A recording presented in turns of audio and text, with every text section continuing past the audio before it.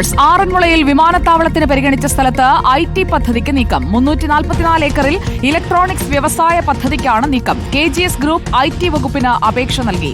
TOFL എന്ന പേരിൽ പുതിയ കമ്പനി രൂപീകരിച്ചാണ് നീക്കം. 1000 പേർക്ക് തൊഴിലും 5000 കോടി നിക്ഷേപവും വാഗ്ദാനം ചെയ്താണ് പദ്ധതി. കൃഷിവകുപ്പിന് പദ്ധതിയോട് എതിർപ്പുണ്ട്. നേരത്തെ ശക്തമായ സമരത്തെ തുടർന്ന് ഇവിടെ വിമാനത്താവള പദ്ധതി ഉപേക്ഷിച്ചതാണ്. TV പ്രസാദ് നമുക്കൊപ്പം ചേരുന്നു. TV പ്രസാദ്, ആറന്മുളയിൽ വിമാനത്താവളത്തിന് പകരം ഒരു IT പാർക്ക് വരുന്ന സാഹചര്യമാണോ? ഒരു ഇലക്ട്രോണിക് വ്യവസായ പദ്ധതി 344 ഏക്കറിൽ എന്ന് പറയുമ്പോൾ അതൊരു വൻ പദ്ധതിയാണ്. ഇതിനൊപ്പം സർക്കാരും നിൽക്കുന്ന ഒരു സാഹചര്യമാണോ നിലവിൽ?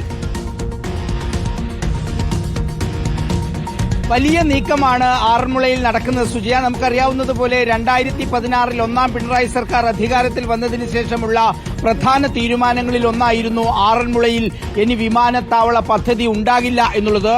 അതിന്റെ പ്രധാന കാരണമായി പറഞ്ഞത് തണ്ണീർത്തടം വ്യാപകമായി നികത്തിയുള്ള ഭൂപരിഷ്കരണ നിയമം തന്നെ അട്ടിമറിച്ചുള്ള ഒരു പദ്ധതി അതിന് അംഗീകരിക്കാൻ കഴിയില്ല എന്നുള്ളതായിരുന്നു സർക്കാർ നിലപാട്. നമുക്കറിയാവുന്നതുപോലെ നേരത്തെ ആറന്മുളയിൽ നടന്ന ശക്തമായ സമരത്തിൽ CPIM വലിയ തോതിൽ പങ്കെടുത്തു എന്ന കാര്യം നമുക്കെല്ലാവർക്കും അറിയാവുന്നതാണ്. അവിടുന്ന് ഇങ്ങോട്ടേക്ക് 9 വർഷം പിന്നിടുമ്പോഴാണ് അതേ ഭൂമിയിൽ ഈ പറയുന്ന 90%-ലേറെയും നിലമായിട്ടുള്ള ഭൂമിയിൽ, അതായത് വയലായി കിടക്കുന്ന ഭൂമിയിൽ പുതിയ ഇലക്ട്രോണിക് മാനുഫാക്ചർ ക്ലസ്റ്റർ രൂപീകരിക്കാനുള്ള ഒരു നീക്കം ഇതേ KGS എന്ന് പറയുന്ന ഗ്രൂപ്പ് നടത്തുന്നത്. KGS എന്നതല്ല പേര്, TOFL എന്ന് പറയുന്ന പുതിയ കമ്പനി ഉണ്ടാക്കുന്നു. ആ കമ്പനി IT വകുപ്പിന് അപേക്ഷ സമർപ്പിക്കുന്നു.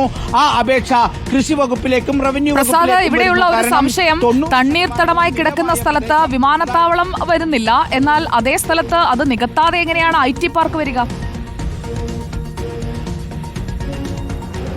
അത് തന്നെയാണ് ഇത് പ്രധാന വിവാദമായി മാറാനുള്ള ഒരു സാധ്യതയും സുജയ. അതായത് 90%-ഓളം ആ തണ്ണീർത്തടമായി കിടക്കുന്ന ഭൂമിയാണ് ഈ 344 ഏക്കർ ഭൂമി. മാത്രമല്ല സുജയ, അതിൽ ഞെട്ടിക്കുന്ന ഒരു കാര്യമുള്ളത് 130-നും 150-നും ഏക്കറിനിടയിൽ ഇപ്പോഴും പുഞ്ചകൃഷി നടത്തുന്നു എന്നുള്ളതാണ് അതിൽ പ്രധാനപ്പെട്ട കാര്യം. അതുകൊണ്ട് തന്നെയാണ് അന്ന് ആറന്മുള വിമാനത്താവള വിരുദ്ധ സമരത്തിന് വലിയ സ്വീകാര്യത വന്നതും ഒടുവിൽ CPIM തന്നെ ആ സമരത്തിൽ ഉൾപ്പെടെ പങ്കെടുക്കുന്ന ഒരു സ്ഥിതിയും ഉണ്ടായത്.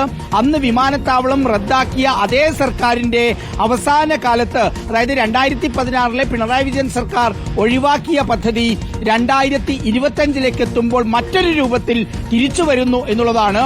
ഇതിലിപ്പോൾ ഇനി നെൽവേൽ തണ്ണീർത്തട സംരക്ഷണ നിയമം ലംഘിച്ചുകൊണ്ടുള്ള പ്രവർത്തനങ്ങളാണ് അവിടെ ഇലക്ട്രോണിക് സിറ്റി വരാൻ പോകുന്നതെങ്കിൽ നടത്തേണ്ടത്.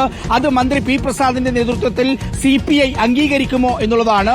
മന്ത്രി K. രാജന്റെ നേതൃത്വത്തിലുള്ള CPI തന്നെ ഭരിക്കുന്ന റവന്യൂ വകുപ്പാണ് ഭൂപരിഷ്കരണ ചട്ടങ്ങളിൽ ഇനി ഇളവ് വരുത്തി ഇവർക്ക് കൊടുക്കേണ്ടത്. അതായത് ഒരു വ്യക്തിക്കോ കമ്പനിക്കോ 15 ഏക്കറിൽ കൂടുതൽ ഭൂമി സ്വന്തമായി വെക്കാൻ കഴിയില്ല എന്ന് പറയുന്ന വ്യവസ്ഥ, ആ വ്യവസ്ഥ ഇവർക്ക് ഇളവ് ചെയ്തു കൊടുക്കണം. അതായത് റവന്യൂ കൃഷി വകുപ്പുകളുടെ കയ്യിലാണ് ഇപ്പോൾ ഈ അപേക്ഷ കിടക്കുന്നത്. CPI ഭരിക്കുന്ന വകുപ്പുകളാണ് എന്ത് നിലപാടെടുക്കും എന്നുള്ളത് ഏറ്റവും പ്രധാനമാണ്.